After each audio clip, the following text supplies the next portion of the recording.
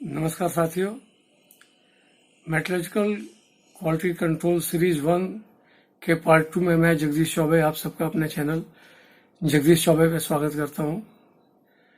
जैसा कि मैंने पहले आपको बता रखा, पार्ट 2 जो है बेसिकली हार्डनेस टेस्टिंग के ऊपर है। इससे पहले कि मैं पार्ट 2 पे डिटेल में बताऊं, पहले मैं जो पिछले 2 पार्ट थे उसके बारे में बता दूं। पहला पार्ट इंट्रोडक्टरी पार्ट था, जिसको पार्ट 0 में कहता हूं। वो बेसिकली एमक्यूसी में होने वाले विभिन्न टेस्टों के बारे में था, जैसे कि chemical analysis, hardness testing, tensile testing, micro examination, magnetic particle inspection और डाई पेनिट्रेंट टेस्ट। ये सारे प्रोग्राम मैं इस सीरीज 1 में कवर करूंगा। और पार्ट 1 में मैंने आपको बताया था कि केमिकल एनालिसिस क्या होता है, क्यों किया जाता है, कितने तरीके हैं, वॉल्यूमेट्रिक और दूसरा स्पेक्ट्रोग्राफिक। इसके अलावा इस टेस्टिंग के दौरान आपको क्या क्या प्रिकॉशंस रखने चाहिए, क्या हम इंडियन स्टैंडर्ड फॉलो करते हैं, और अंत में मैंने आपको बताया था कि क्या कुछ प्रैक्टिकल प्रॉब्लम्स आती हैं और उनका क्या पॉसिबल सॉल्यूशन हो सकता है।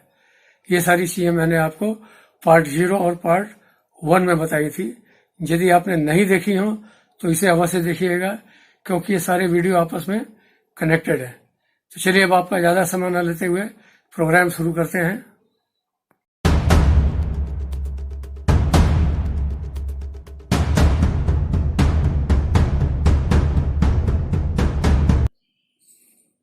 Hardness testing metrological quality control का एक बहुत इंपॉर्टेंट पार्ट है। इस पार्ट 2 में मैं क्या क्या कवरेज करूंगा, इसके बारे में आपको एक उसकी झलक दिखा देता हूं।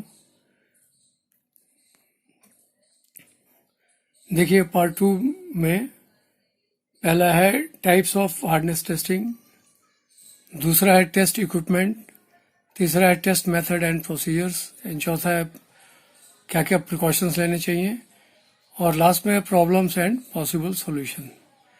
ये सारे टॉपिक्स पे मैं कवर करूंगा हार्डनेस टेस्टिंग के ऊपर। तो चलिए आगे बढ़ते हैं। इससे पहले कि मैं हार्डनेस टेस्टिंग के डिटेल के बारे में बताऊं, पहले मैं ये आपको बता दूं कि हार्डनेस है क्या, ये हार्डनेस किसे कहते हैं, हार्डनेस की परिभाषा क्या है। इंग्लिश में हार्डनेस की जो परिभाषा है वो है रेजिस्टेंस टू इंडेंटेशन। इसका मतलब यह है कि यदि आप किसी भी वस्तु को किसी और वस्तु द्वारा इंडेंट करते हैं, किसी भी माध्यम से उसके ऊपर दबाव डालते हैं, तो उसके ऊपर जो असर होगा वो उसका कम होगा। यदि कम असर होगा तो इसका मतलब है कि वस्तु हार्ड है, इंटरनली रेजिस्टेंस करता है उस चीज को, डिफॉर्मेशन को। और यदि वो वस्तु ज्यादा डिफॉर्म हो जाती है, इसका मतलब यह है कि वह उस लोड को या जो भी आप लगा रहे हैं जिस माध्यम के थ्रू, वो उसको नहीं झेल पा रही है। इसका ये मतलब होता है कि वो वस्तु सॉफ्ट है। तो हार्डनेस बेसिकली एक तरह से हिंदी में यदि कहा जाए तो कठोरता है। जितनी कठोर होगी वस्तु, उसका इंटरनल रेजिस्टेंस उतना ही ज्यादा होगा। यह ठीक उसी तरह है जिस तरह की आजकल हम लोग कोरोना काल में रोग प्रतिरोधक क्षमता जिसको कहते हैं, उसे हम कहते हैं इंटरनल बॉडी रेजिस्टेंस, और दूसरे शब्दों में इम्यूनिटी पावर।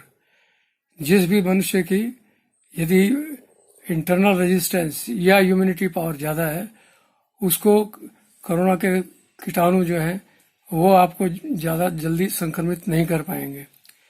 लेकिन जिसकी भी इंटरनल रेजिस्टेंस या इम्यूनिटी पावर कम है, उसके ऊपर बहुत जल्दी असर होता है। तो ठीक इसी तरह से यदि उस वस्तु की हार्डनेस अच्छी है, ज्यादा है, तो यदि आप उसके ऊपर प्रेशर करेंगे तो उस पर डिफॉर्मेशन कम होगा।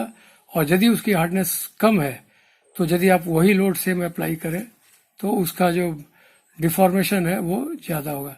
इसके अकॉर्डिंगली हम कहते हैं कि ये सॉफ्ट है और ये हार्ड है। तो अब चलिए इसके ऊपर हम बात करते हैं टाइप्स ऑफ टेस्टिंग, जो हमने आपको बताया। पहली चीज है बर्नल हार्डनेस टेस्ट, दूसरा है विकर्स हार्डनेस टेस्ट, तीसरा है रॉकवेल हार्डनेस टेस्ट, और चौथा है स्टेथोस्कोप हार्डनेस टेस्टिंग। ये अलग अलग टाइप्स के टेस्ट है, और ये सारे ही टेस्ट करीब करीब हर एक मेटल बेस इंडस्ट्री में इस्तेमाल किए जाते हैं, जो कि एक बहुत इम्पोर्टेंट पार्ट है किसी भी मटेरियल का, किसी भी ऑब्जेक्ट का, चाहे वो फोर्जिंग हो, कास्टिंग हो। हार्डनेस एक बहुत इम्पोर्टेंट पार्ट आता है। तो आगे बढ़ता हूँ मैं। ये देखिए ब्रेनेल हार्डनेस टेस्टर। पहली बात, टेस्ट ऑपरेटर्स, ये मैंने आपको दो फिगर दिखाए हैं, मैनुअल और दूसरा जो है डिजिटल है। ये डिजिटल टाइप का हो गया, ये मैनुअल टाइप का हो गया। मैनुअल में बेसिकली सारी चीज़ें मैनुअली ही लोड की जाती है। यदि आप इसको मैं आपको ठीक से समझाऊं तो ये देखिए, ये इसका ये लोड है, ये स्पिंडल है, इसके ऊपर ये टेस्ट प्लेट होती है और यहाँ पे इंडेंटर फिक्स होता है। इसको मैं आगे और एक्सप्लेन करूंगा। ये उसका लोड का होता है कि कितना लोड जा रहा है, कितने टाइम के लिए, टाइम कितना देते हैं। इस व्हील से इसको घुमाते हैं और टेस्ट पीस को यहाँ तक ले जाते हैं और फिर इसके ऊपर इस लीवर के द्वारा, यहाँ एक लीवर होता है, उसके द्वारा इसको दबाव मिलते हैं, ये नीचे आ जाता है और इसके ऊपर दबाव बनाता है। इसके बाद यदि हम इसको निकाल लेते हैं और निकाल के फिर इसका एक माइक्रोस्कोप होता है। ये देखिए इसका ये डिब्बा है और ये माइक्रोस्कोप है बेसिकली। तो इसका हम इंटरनल जो उसका जो डायमीटर होता है, जो इंप्रेशन बनता है, उसको हम इस माइक्रोस्कोप के थ्रू मेजर करते हैं। डिजिटल में आजकल जो ज़्यादातर चल रहा है वो इस टाइप का है, जिसमें कि डायरेक्टली यहाँ पे आपका इंप्रेशन आ जाएगा। इनफैक्ट आजकल और इम्प्रूव हो गया है, आपका आजकल कंप्यूटराइज्ड हो गया है, जिसमें कि आपका सीधा इंप्रेशन आपके कंप्यूटर स्क्रीन पे आ जाता है और फिर आप उसको अपने हिसाब से मेजर करके सारा कुछ करते हैं और आप उसका प्रिंट आउट वगैरह भी निकाल सकते हैं ताकि आप अपने कस्टमर को उसके पास भेज सकें। इसमें एक इम्पॉर्टेंट पार्ट होता है कैलिब्रेटेड स्टैंडर्ड टेस्ट प्लेट का। ये मैंने आपको एक फिगर दिखा रखा है। हर एक स्टैंडर्ड प्लेट की अपनी अपनी एक हार्डनेस होती है और ये डिपेंड करता है कि आप किस वस्तु की हार्डनेस चेक करते हैं। इसके आगे के प्रिकॉशंस में मैं बताऊंगा कि हार्डनेस टेस्ट प्लेट का सिलेक्शन कैसे करना चाहिए। ठीक है, आगे चलता हूं मैं। ये देखिए, जो मैं आपको बता रहा था कि इंडेंट होता है, दो पार्ट होते हैं, इंडेंटर, ठीक है, और दूसरा हम वर्ड यूज करते हैं इंडेंटेशन। तो ये इंडेंटर है, डायमीटर, ये जो हरा वाला दिख रहा सारा, ये इसका डायमीटर है और ये प्रेशर अप्लाई किया जाता है मशीन के थ्रू, जैसे मैंने आपको पीछे दिखाया था, लोड होता है और ये अप्लाई करते हैं। इसके बाद ये आपका टेस्ट पीस है जिसपे आपको हार्डनेस चेक करनी है। ये इसका इंप्रेशन आ जाता है यहां से यहां तक का, इसका भी हम डायमीटर मेजर करते हैं। इस डायमीटर को, जो कि इंडेंटर का डायमीटर होता है, उसको हम डी कहते हैं और जो इंडेंटेशन आता है उसको हम DI कहते हैं। ब्रेनेल हार्डनेस जो है, इसको एक BHN, ब्रेनेल हार्डनेस नंबर की तरह इसको रिप्रेजेंट किया जाता है और यदि थ्योरेटिकली इसको आप निकालना चाहें तो ये प्रेशर हो जाता है, F इज फॉर प्रेशर, जो भी आप प्रेशर या जो भी लोड आप अप्लाई कर रहे हैं वो। उसके बाद ये formula π/2D with in bracket D minus √D square minus DI square. यदि ये फार्मूला आप यूज करते हैं तो जो भी वैल्यू आएगी वो BHN के टर्म में आ जाएगी। हम in general during hardness testing हम सीधे इसको स्मॉल d को मेजर करते हैं। ये स्मॉल d है और इसके एक स्टैंडर्ड टेबल बना आता है जो कि एक पर्टिकुलर लोड और डायमीटर के ऊपर 10 मिलीमीटर का बॉल डाया है और 3000 kg का लोड इसके ऊपर अप्लाई करते हैं। तो उसके हिसाब से यदि आपका DI या जो स्मॉल डायमीटर है जो आपके टेस्ट प्लेट पे पड़ता है या टेस्ट ऑब्जेक्ट पे, उसका डायमीटर हम नाप लेते हैं माइक्रोस्कोप के थ्रू, जो मैंने पिछले स्लाइड में दिखाया था, और उसका कॉरस्पॉन्डिंग हार्डनेस टेबल आपको यहाँ मिल जाता है। ये 55 BHN है। यदि उसका डायमीटर 2.8 है तो हम डायरेक्टली 477 BHN हार्डनेस कहते हैं। इस तरह करके ये टेबल काफी लंबी है, एंड तक जाती है, ठीक है। और इस तरह से हम उस वस्तु की मेजरमेंट करके, स्मॉल डाय मेजर करके हम उसकी हार्डनेस पता कर सकते हैं। अब इस ब्रेनेल हार्डनेस टेस्टिंग में भी दो फैक्टर होते हैं, एक लोड और दूसरा इंडेंटर। तो लोड और इंडेंटर जो स्टैंडर्ड है, जिसे हम स्टैंडर्ड कहते हैं, वो है 10 मिलीमीटर डायमीटर का जो बॉल होता है, स्टील बॉल होती है और 3000 का इसका लोड लगाया जाता है इसके ऊपर। लेकिन यदि आपके पास जगह की कमी है और उतना 10 mm का बॉल यूज नहीं कर सकते हैं, ज्यादा गैप नहीं है आपके पास, तो उस केस में हम दूसरे भी लोड्स हैं जो कि हालांकि नॉन स्टैंडर्ड है, जैसे कि हम 750 kg का लोड अप्लाई करते हैं और उसके लिए हम 5 मिलीमीटर बॉल डाया यूज करते हैं। इससे भी यदि कोई छोटी जगह है जिसको कि आपको हार्डनेस मेजर करने में तकलीफ आती है 5 मिलीमीटर के डाया से, फिर आपको उससे भी कम 187.5 kg लोड और 2.5 मिलीमीटर बॉल डाया हम इस्तेमाल करते हैं। इस तरह से हम चाहें तो किसी भी वस्तु की हार्डनेस डिपेंडिंग अपॉन उसकी थिकनेस क्या है 10 मिलीमीटर बॉल डाया, स्टैंडर्ड जो है वो 10 मिलीमीटर बॉल डाया और 3000 kg लोड, ये स्टैंडर्ड माना जाता है। अदरवाइज हम इससे भी अनुमान लगा सकते हैं, 5 kg और 2.5 kg लोड से भी अनुमान लगा सकते हैं। ठीक है। टेस्ट मेथड एंड प्रोसीजर, हालांकि मैंने आपको बहुत स्मॉल में इसको एक्सप्लेन कर दिया, बट यदि आपने detail test method and procedure जानना हो तो उसके लिए आपके पास ब्रिटिश अपना BIS स्टैंडर्ड इंडियन स्टैंडर्ड होते हैं, ब्यूरो ऑफ इंडियन स्टैंडर्ड, उसका नंबर है IS 1500-1983। यदि ये आपके पास है तो इसमें आपको सारा टेस्ट मेथड प्रोसीजर्स कैसे चेक करते हैं, क्या सैंपलिंग प्लान होना चाहिए, सारा कुछ आपको मिल जाएगा। अब इसके बाद हम आते हैं, जैसे कि मैंने पहले आपको बताया, precautions. During Brinell hardness testing हमें क्या क्या प्रिकॉशंस लेने पड़ते हैं, जैसे top and bottom surface should be flat, smooth, parallel and free of dirt, oil and foreign matter. उसके अलावा दूसरा जो thickness of test piece should be minimum 8 times depth of indentation, जो इंडेंटेशन की डेप्थ है उसका कम से कम 8 गुना उसकी थिकनेस ज्यादा होनी चाहिए, अदरवाइज वो उसके ऊपर इंडेंट ज्यादा गहरा बना लेगा, इसलिए थिकनेस का होना बहुत अच्छा जरूरी है। Distance between the centres of any indentation edge and any indentation and edge of the test piece should be at least 2.5 times mean diameter of the indentation।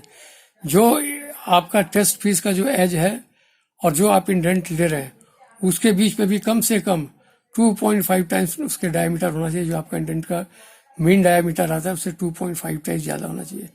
कहने का यह मतलब है कि एकदम एज के करीब हार्डनेस नहीं लेना है, सफिशिएंट आपको जगह छोड़नी है, तब आप हार्डनेस लीजिए।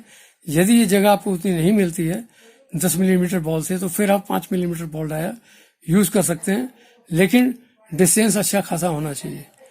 इसके अलावा the distance between the centres of the two adjacent indentation should be at least 3 times the mean diameter of indentation. Generally हमने ये देखा है कि इंडेंटेशन लेते वक्त, खास करके जब लोग स्टैंडर्ड प्लेट पे चेक करते हैं, तो 2 इंडेंटेशन बहुत आसपास होते हैं, उससे रीडिंग कभी भी ठीक नहीं आएगी, बल्जिंग आउट हो सकता है। इसीलिए बेहतर यह रहेगा कि 2 इंडेंटेशन के बीच में अच्छा खासा गैप होना चाहिए।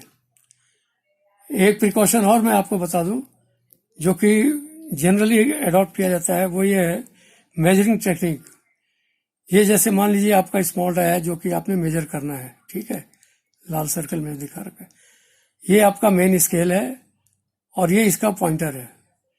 तो इन जनरली जब हम हार्डनेस चेक करते हैं माइक्रोस्कोप के थ्रू, तो एक पहले तो ये वाला हम स्केल यहाँ लगा लेते हैं और दूसरा हम इसको स्लाइडर को खिसकाते रहते हैं जब तक ये यहाँ ना आ जाए। लेकिन इसका तरीका ये है, यदि आप सही मेजरमेंट करना चाहते हैं तो हमेशा स्लाइडर को बाहर से भीतर की तरफ ले जाइए ताकि आपको इसका एज ये साफ दिखाई पड़े, क्योंकि ये टेंजेंट होना चाहिए। मान लीजिए आप उल्टा करते हैं, यहाँ से खिसका के ले जाते हैं और यहाँ आते हैं, तो कई बार ये ओवरलैपिंग कर जाता है, तो उसमें हार्डनेस में डिफरेंस फर्क आ सकता है। इसीलिए इस चीज को ध्यान रखते हुए आपको ये ध्यान रखना है कि जब भी आप स्लाइडर करें आप बाहर से ले जाइए, एक को फिक्स कर लीजिए और दूसरे को यहाँ से आप यहाँ तक ले जाइए, ठीक है। तो ये आपको बहुत जरूरी है, ये करना आपका बहुत जरूरी है। अब मैं आता हूं आपके पास प्रॉब्लम्स एंड सॉल्यूशन। एक और चीज इसमें ध्यान रखने के योग्य है कि आप जब भी आप हार्डनेस चेक कीजिए, जो ग्राइंड कीजिए, ग्राइंडिंग का डायरेक्शन का बहुत फर्क पड़ता है। देखिए जैसे मैंने यहाँ दिखा रखा है, हालांकि मैंने बहुत रफ सा डायग्राम बना रखा है, ये एक वर्टिकल ग्राइंडिंग है और ये हॉरिजॉन्टल ग्राइंडिंग है। अब यदि आप वर्टिकल ग्राइंडिंग के थ्रू यदि चेक करते हैं तो ये भी लाइन वर्टिकल है, जो आपका स्लाइडर की लाइन है, ये देखिए स्लाइडर, और ये भी वर्टिकल है, तो कई बार ये भी आपस में ओवरलैप कर जाता है। इसीलिए हमेशा बेहतर ये रहता है कि आप उसको हॉरिजॉन्टल ग्राइंड कीजिए। ये हॉरिजॉन्टल ग्राइंड हो, अब यहाँ से यदि आप स्लाइडर को आप ऐसे ले जाते हैं तो आपको ये इसका एज जो है बहुत क्लियर कट दिखाई पड़ेगा, ओवरलैपिंग नहीं रहेगा, जैसा कि इसमें है। ये भी वर्टिकल है, मेन लाइन स्केल का भी लाइन वर्टिकल है, तो इसमें ओवरलैपिंग हो सकता है। तो इससे एक्यूरेसी में फ़र्क आता है। तो ये कई बार प्रॉब्लम करता है कि हार्डनेस सही नहीं आ रही है या हार्डनेस ऊपर नीचे आ रही है। उसका एक रीज़न ये भी हो सकता है कि आपका जो ग्राइंडिंग डायरेक्शन है it should be normal to the indenter. जो आप इंडेंट कर रहे हैं या जो आपका सर्कल बन रहा है उसके नॉर्मल होना चाहिए, उसके पैरेलल नहीं होना चाहिए। ठीक है, तो ये देखते हुए ये देखिए सारा हॉरिजॉन्टल है और यहाँ से आप इसको आराम से चेक कर सकते हैं, इस लाइन को ला सकते हैं। ठीक है, तो ये कुछ एक प्रॉब्लम्स और उसकी सोल्यूशन है। अब मैं एक रियल लाइफ एग्जांपल बताता हूँ कि जब मैं किसी एक फोर्जिंग यूनिट में था, छोटी सी स्मॉल फोर्जिंग यूनिट थी और हमारी जो सप्लाई जाती थी किसी बड़े मल्टी प्रोडक्ट कस्टमर को जाती थी जो कि काफ़ी वैरायटी ऑफ प्रोडक्ट बनाते थे। उस समय हमारी कंपनी में ले ऑफ शुरू हो गया था। हम लोग जाते थे और अटेंडेंस लगा के चले जाते थे, 50% सैलरी मिलती थी। उसी दौरान हमने एक लॉट सप्लाई किया था उस बड़ी कंपनी को, करीब 4000 के आसपास की फोर्जिंग थी। और कुछ देर बाद वहां से रिपोर्ट आती है कि आपका ये लॉट रिजेक्ट कर गया है। एक तो लॉकडाउन का लेड ऑफ का पीरियड, ठीक है, और आपको तनख्वाह भी आधी मिल रही है। ऐसे पीरियड में यदि आपके रिजेक्शन आ जाए तो आप सोचिए आपका क्या हाल होगा। चूंकि मैं उस समय क्वालिटी हेड था तो मेरे पास मार्केटिंग वाले आए कि आप ये देखिए ये लॉट आपका रिजेक्ट हो गया है, इसको जाके कुछ कीजिए, अदरवाइज हमके पास पैसे नहीं है। मैं उनके एक आदमी को लेकर, मार्केटिंग रिप्रेजेंटेटिव को लेकर उस बड़ी कंपनी में गया। और जैसा कि आपको मालूम है बड़ी कंपनी वालों का, जो वहाँ के लोग काम कर रहे होते हैं या मैनेजर होते हैं, उनका एटीट्यूड क्या होता है। तो जैसे ही मैं गया वहाँ के क्वालिटी हेड से मिला, मैंने कहा साहब दिखाइए कहाँ है ये। तो उन्होंने हमें दिखाया और पता चला कि एक लॉट उन्होंने 4000 का लॉट रखे अलग से बिन में रखा। उन्होंने कहा भाई आप वहाँ से उठा लीजिए, पैसे चेक कर लीजिए। हमने वो पीसेज उठाए और उठा के हमने चेक करना शुरू किया। वाकई में हमने 10-15 पीस चेक किए और सारे के सारे पीस जो थे, जो उसकी हार्डनेस थी, रेंज थी, उससे करीब करीब 15-16 BHN ज़्यादा हार्डनेस शो कर रहे थे। मैं खुद बड़ा शर्मसार हो गया कि भाई यदि इस पोजीशन में ये रिजेक्ट हो जाएगा तो सारा पैसा जो कंपनी को मिलना था वो नहीं मिल पाएगा। तो मैं थोड़ी देर तक मैंने सोचा, फिर मैंने कहा कि ठीक है जी, हमें आ तो आ रहा है ज़्यादा। मैंने कहा ऐसा कीजिए आप अपने एक लड़के को भेजिए और मुझे इसका हार्डनेस टेस्टर का टेस्ट प्लेट चाहिए, जिससे कि मैं इसको वेरीफाई कर पाऊँ कि ये मशीन ठीक काम कर रही है कि नहीं कर रही है। उन्होंने कहा साहब ये तो हमारा रोज सुबह पहले ही आते, पहले मशीन को वेरीफाई करते हैं, उसके बाद चेक करते हैं। फिर भी यदि आप अपनी तसल्ली चाहते हैं तो आप ये ले लीजिए। तो उन्होंने एक अपने इंस्पेक्टर को भेज दिया साथ में और वो एक हार्डनेस का स्टैंडर्ड प्लेट लेके आ गया। और उस स्टैंडर्ड प्लेट की हार्डनेस हमारे जो जॉब की जो रिक्वायरमेंट थी उसके आसपास ही, सपोज मान लीजिए 241 BHN की रिक्वायरमेंट थी तो 244 के आसपास का स्टैंडर्ड प्लेट था। तो वो हमने लिया और हमने उसमें से चेक किया, 2-3 बार चेक किया और वो इंस्पेक्टर को भी सामने खड़ा कर लिया। उसके सामने ही जब हमने कुछ एक इम्प्रेशन लिए तो पता चला कि मशीन जो थी वो करीब करीब 17-18 BHN ज़्यादा शो कर रही थी। हमने उस इंस्पेक्टर को दिखाया कि भाई देखिए तो आपकी मशीन सही नहीं है, या तो स्टैंडर्ड प्लेट के हिसाब से 15-16 ज़्यादा हो रही है और हमारे जो पीसेज हैं वो जनरली 15-16 BHN ही ज़्यादा हार्डनेस कर रहे हैं। तो यदि मैं उसको घटा देता हूँ तो ये हमारे आपके रेंज में आ जाएगा और इस हिसाब से लॉट एक्सेप्ट है। लेकिन वो इंस्पेक्टर लेवल का बंदा वो नहीं माना, कहता नहीं जी हमने जो चेक कर लिया ठीक है, अब आप इसको ले जाइए अपने प्लांट में, इसको सॉर्ट आउट करके जैसा भी करना है दीजिए, हमारी तरफ से तो रिजेक्ट है, पेपर बन चुके हैं, ये माल वापस चला जाएगा। मैं बड़े सोच में पड़ गया, मार्केटिंग वाले से बात की, मैंने कहा भाई इसका क्या इलाज है। तो कहता है तो ये मानेंगे ये लोग नहीं, चूंकि वो क्वालिटी हेड भी उस समय शामिल था। उस समय इंस्पेक्टर ने जाके बताया कि ये ऐसी सी बात है। फिर मैं अड़ गया, मैंने कहा ऐसा है कि जो उनके जो प्लांट के जो GM लेवल के बंदे हैं उनसे बात करें, जो GM क्वालिटी है उनसे मैं बात करना चाहता हूँ। जब मैंने ये बात की तो क्वालिटी हेड थोड़ा सा उसको ये हुआ कि नहीं जी उनसे क्या जरूरत है। मैंने कहा ना, मैंने जो देखा है मेरे हिसाब से तो ये लॉट मेरा एक्सेप्ट है। हम लोग गए GM क्वालिटी के पास, उसको मैंने अपनी सारी बात बताई, उसने गौर से सुना। फिर उसने क्वालिटी हेड को बुलाया और उसने सामने ही पूछा कि बताइए जो ये कह रहे हैं ये सही है। जब उन्होंने दोबारा चेक किया, मशीन को वेरीफाई किया है, तो मशीन ज़्यादा हार्डनेस शो कर रही थी। उसके हिसाब से तो इनके जो पीसेज हैं वो एक्सेप्ट होने चाहिए। तो ये बताइए ये सही है या गलत बोल रहे हैं। तो कहते नहीं बोल तो सही रहे। कहते आपके आदमी के सामने चेक किया था। बोला बिल्कुल हमारे आदमी के सामने चेक किया था। तो फिर आपने क्यों इनका माल रखा है, फिर तो आप क्लियर कीजिए। अभी भी आप देखिए हमारे लाइन पे माल है कुछ मटेरियल की, वैसे हमारे यहाँ भी शॉर्टेज हो रही है।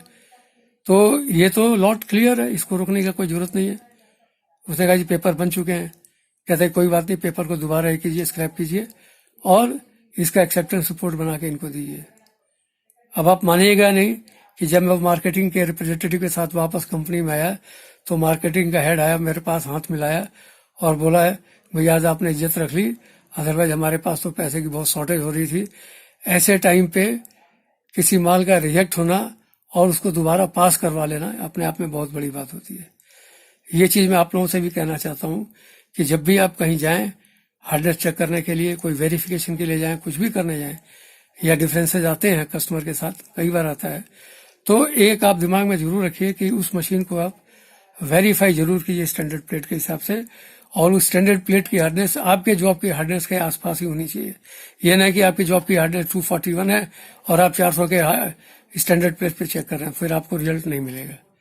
तो इन चीजों को एक ये रियल लाइफ प्रॉब्लम थी जो मैंने फेस की थी अपनी लाइफ में, इसीलिए मैंने आपके साथ शेयर किया कि अक्सर क्वालिटी के लोगों के साथ ये चीजें होती रहती हैं, खास करके जब कस्टमर आपका बहुत हाई लेवल का और आप बहुत छोटे लेवल पे हो, तो इन चीजों का ध्यान रखना बहुत जरूरी है। मैं उम्मीद करता हूं कि मेरे एक्सपीरियंस का आप लोग लाभ उठाइएगा और आगे आने वाले टाइम में इन चीजों का ध्यान रखिएगा। जो मैंने सावधानियां बताई, जो मैंने प्रिकॉशंस बताए, जो मैंने मेजरिंग टेक्निक बताई कि स्लाइडर को हमेशा बाहर से भीतर लेके जाना है, भीतर से बाहर नहीं लाना है, ठीक है। इन चीजों का आप अपने डे टू डे लाइफ में ध्यान रखिएगा और यदि आपको ये अच्छा लगा, बढ़िया लगा, तो आप इसको शेयर कीजिए, दोस्तों को दिखाइए, प्रैक्टिस कीजिए, और यदि आप मेरे चैनल पर नए हैं तो आप इसको सब्सक्राइब भी कीजिए, इसी उम्मीद के साथ कि आपको ये अच्छा लगा होगा, आपने इसे पसंद किया होगा। मैं इस पार्ट को यही समाप्त करता हूँ। इसके बाद जो अगला पार्ट है वो विकर्स हार्डनेस टेस्टिंग के ऊपर है, जो कि मैं आपको अगले पार्ट में आपको बताऊंगा विकर्स हार्डनेस टेस्टिंग के बारे में। तब तक के लिए धन्यवाद। Thank you very much.